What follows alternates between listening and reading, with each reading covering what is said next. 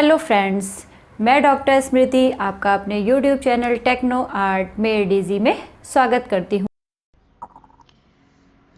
तो फ्रेंड्स, आज के प्रैक्टिस सेट का पहला क्वेश्चन है हमारा, the font Helvetica was developed in 1957 bye Swiss designer.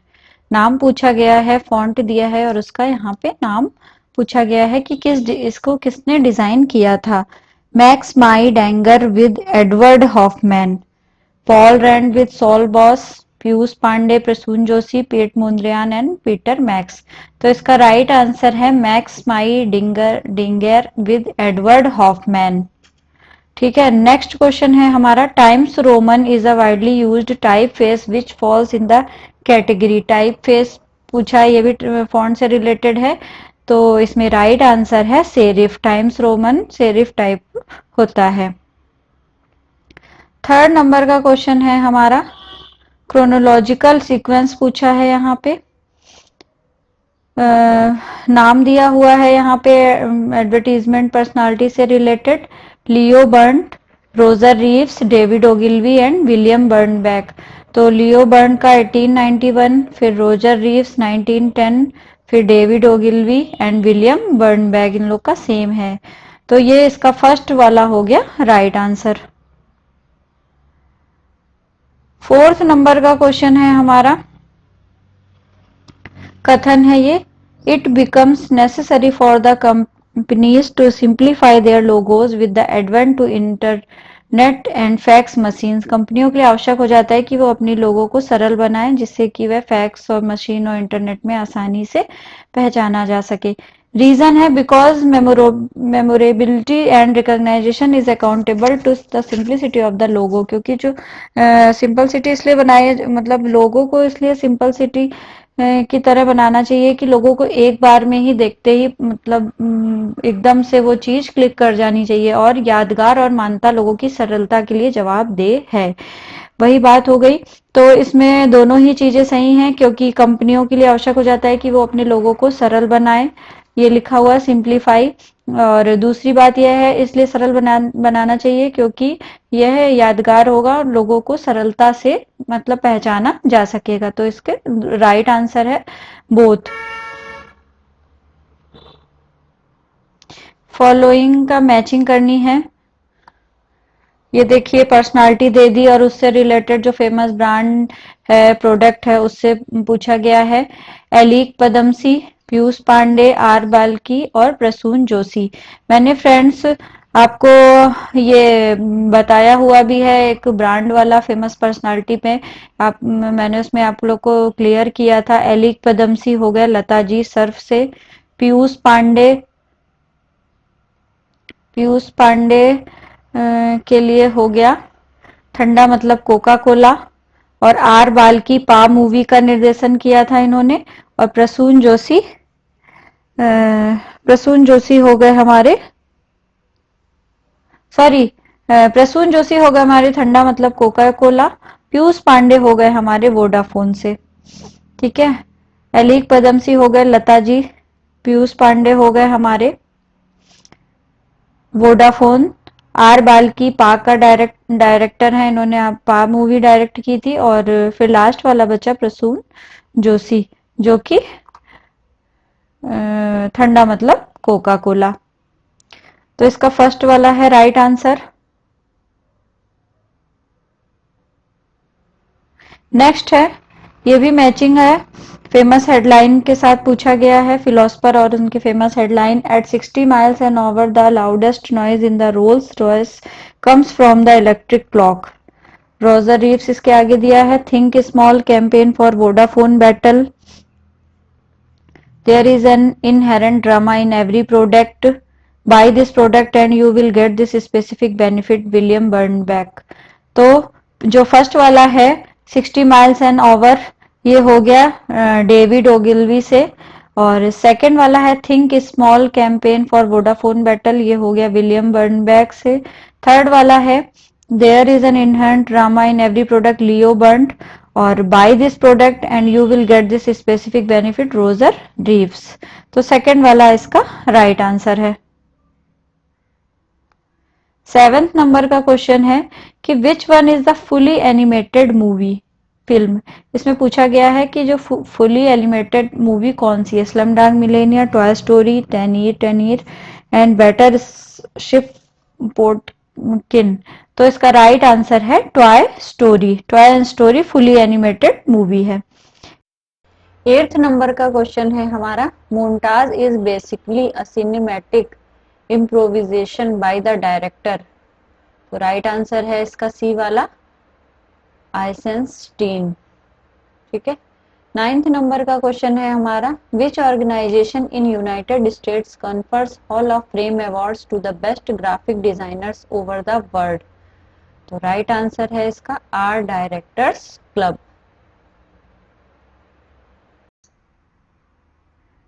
10th number का क्वेश्चन है, कथन है, David Ogilvy is considered to be the father of modern advertising. David Ogilvy को आधुनिक विज्ञापन का जनक कहा जाता है। ये एकदम राइट आंसर है, because he revolutionized the philosophy of advertising with the introduction of brand positioning which help the growth of sale of product. क्योंकि वे ब्रांड पोजिशिंग को प्रारंभ करने में और अपने विज्ञापन के दर्शन में इसके उत्पाद की बिक्री को बढ़ाने में सहायता मिली। तो इसमें दोनों आंसर सही हैं, बोथ आर करेक्ट है। नेक्स्ट क्वेश्चन है हमारा, ये भी सीक्वेंस मिलाना है प्रिंटिंग का। Layout, pre press, printing, converting and finishing. तो फर्स्ट वाला इसका ऑप्शन सही है, लेआउट, फिर उसके बाद pre press, printing, converting and finishing.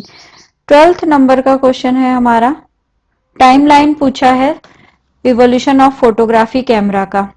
ठीक है।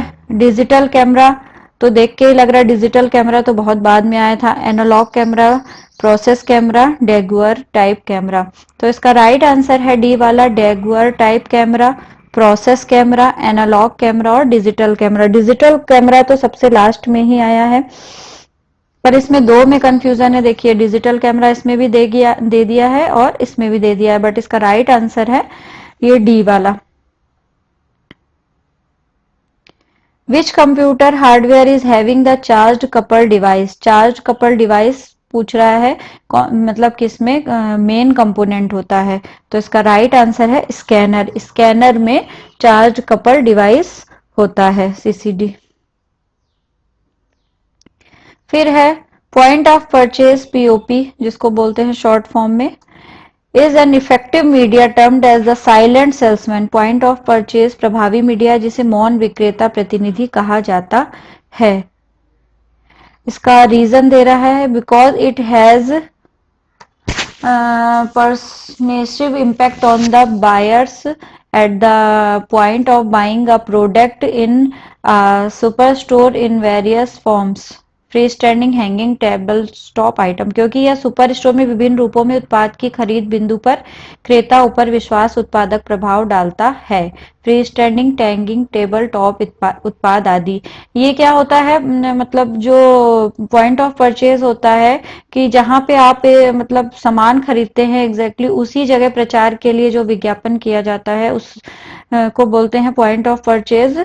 और ये अलग अलग तरीकों से वहां पे होता है, हैंगिंग भी, फ्री स्टैंडिंग भी, टेबल टॉप भी, मतलब टेबल पे भी आपको दिख सकता है, हैंग भी होता है, फ्री स्टैंडिंग भी होता है। तो इसका बहुत अच्छा एग्जाम्पल आप मॉल वगैरह में भी आप देख सकते हो। तो इसका राइट आंसर है A and B, both are correct.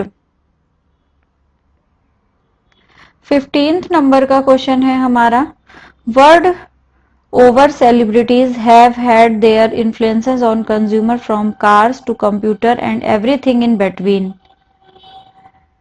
विश्व भर में कार से कंप्यूटर तक और इसके माध्यम की तमाम वस्तुओं की बिक्री पर ख्याति प्राप्त व्यक्ति उपभोक्ताओं को प्रभावित करते हैं। ये स्पेशली जैसे वो बात हो गई कि जब हम देखते हैं कुछ कोई ऐड आता है, जब उसमें कोई फेमस पर्सनालिटी वगैरह का उसका ऐड करता है, तो बेसिकली उसी की बात कही गई है कि कार और कंप्यूटर तक हर चीज के लिए फेमस पर्सनालिटियों का यूज होता है। बहुत सारे मतलब फिर वस्तुओं की बिक्री पर ख्याति प्राप्त व्यक्ति उपभोक्ता को प्रभावित करते हैं। तो जो व्यक्ति मतलब जैसे एज अ कंज्यूमर जब कोई ऐड देखता है और टीवी में या तो उस पे एक व्यापक प्रभाव पड़ता है कि अच्छा हाँ इसका ऐड तो ये करते हैं, तो एक वो मेंटल उसकी बात होती है, तो ये कहा गया है, तो ये एकदम सही है। सेकेंड चीज बोली गई है कि जो because they do not give a leverage on their popularity but are considered next to God, क्योंकि वो लोकप्रियता का लाभ नहीं उठाते पर वो अपने आप को देवताओं से एक कदम नीचे ही समझा जाता है। Considered next to God but are considered next to God, तो आर कुछ कुछ सही है, पूरी तरह नहीं सही है, तो फर्स्ट इसका सी वाला आंसर सही होगा, A is correct but R is partly correct. Millions of typefaces and fonts are there, but all can be board based in two: serif typeface and non-serif typeface. Typeface और font लाखों हैं, लेकिन इन सभी को मोटे तौर पर दो श्रेणियों में रखा जाता है, अर्थात सेरिफ टाइपफेस और गैर सेरिफ टाइपफेस। तो ये एकदम करेक्ट है, because typographer and designer are never in quest of variation, though there is a random need to match ideas and visual sensitivity, but all based on above two, क्योंकि typography और डिजाइनरों को इनके अंतर की आवश्यकता कभी नहीं होती, हालांकि विचारों और दृश्य संवेदनशीलता की यादृच्छिक समामिलन की आवश्यकता होती है, लेकिन सभी उपयुक्त दो पर आधारित होते हैं। तो आर वाला इसका सही रीजन नहीं है, क्योंकि जो टाइपोग्राफी में डिजाइनर ऐसा नहीं होता है कि उनको इसके अंतर की आवश्यकता नहीं होती, ये होती है इसलिए, और बोल रहा है कि ये उपयुक्त दोनों पर ही आधारित होते हैं, ऐसा नहीं है, और भी अलग अलग टाइप और फॉन्ट का यूज करके वो डिजाइनर काम करते हैं। तो टाइप ये इसमें पहला वाला आंसर तो बिल्कुल सही है, टाइप फेस और फॉन्ट लाखों है, लेकिन सभी को मोटे तौर पर दो ही श्रेणियों में रखा जाता है। ठीक है,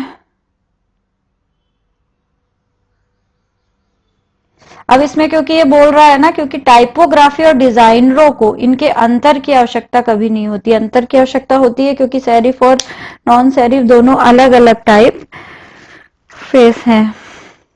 नेक्स्ट है हमारा 17th नंबर का question, sorry, select the correct chronology of operative units of an ad agency: account management, creative, media, print and production. तो इसमें राइट आंसर है media, account management, creative, print and production. फिर है 18th number का question है, select the correct chronology of media evolution: electronic media, newspaper and magazine, direct mail, billboard and poster. Electronic media हो गया जैसे social media और इस type से, फिर न्यूज़पेपर और magazine, then after direct mail, और फिर बिलबोर्ड और पोस्टर। ये पूछा गया है बेसिकली जब एड और किसी प्रोडक्ट का होता है तो उसके बाद सब मीडिया का किस किस तरीके से हम वो सबसे पहले कौन सी मीडिया का यूज होता है, फिर कहाँ जाता है, उस तरीके से। तो सबसे पहले आ गया इलेक्ट्रॉनिक मीडिया, फिर न्यूज़पेपर और मैगजीन में आता है, फिर डायरेक्ट मेल और लास्ट में बिलबोर्ड और पोस्टर। 19th नंबर का क्वेश्चन है, which city has a dense underground poster environment? तो इसका राइट आंसर है London. N advertisement that has the appearance of a news article और एडिटोरियल। तो उसको क्या बोलते हैं, जो एडवर्टीजमेंट होता है न्यूज में ऑफ अ न्यूज आर्टिकल और एडिटोरियल, तो उसको क्या बोलते हैं? एडवर्टोरियल। राइट आंसर है इसका एडवर्टोरियल। तो फ्रेंड्स, ये थे हमारे आज के 20 क्वेश्चन। आप लोग इसकी प्रैक्टिस करते रहिएगा, इन 20 क्वेश्चन से कोई भी क्वेश्चन कभी भी रिपीट हो सकता है। आई होप आपको मेरा ये वीडियो पसंद आया होगा, तो प्लीज़ मेरे चैनल को लाइक करें, शेयर करें और सब्सक्राइब करें, साथ ही बेल आइकन को प्रेस करें, जिससे टाइम टू टाइम आपको मेरे लेटेस्ट वीडियो के नोटिफिकेशन मिलते रहेंगे। मिलते हैं अपने नेक्स्ट वीडियो में, तब तक के लिए बाय बाय।